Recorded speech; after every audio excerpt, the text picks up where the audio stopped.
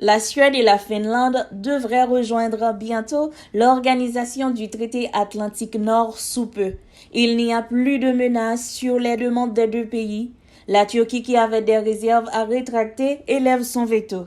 La Turquie accusait notamment Stockholm et Helsinki d'abriter des militants de l'organisation kurde PKK qu'Ankara considère comme terroristes, relate Euronews. Le président américain Joe Biden a remercié son homologue turc Recep Tayyip Erdogan pour avoir levé son blocage.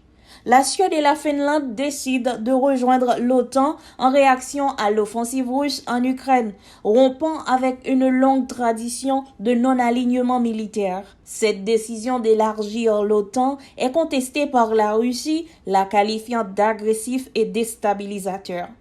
Les pays de l'OTAN ont dans la foulée renouvelé leur appui à l'Ukraine, qualifiant l'invasion de la Russie de cruauté. Ils ont annoncé un nouveau plan d'aide à Kiev, passant par la livraison d'équipements militaires non létaux et visant à améliorer les défenses ukrainiennes contre les cyberattaques. Plus loin, ils se sont engagés à resserrer leurs rangs face à la menace dite significative de la Russie, disant qu'ils n'écartent pas la possibilité d'une attaque contre la souveraineté ou l'intégrité territoriale des alliés de la part de Moscou. Ils ont ainsi mis la pression sur la Chine, alliée de la Russie. Les États membres de l'OTAN s'engagent aussi à renforcer leur présence militaire sur le flanc oriental de l'Alliance qui va passer à 300 000 militaires.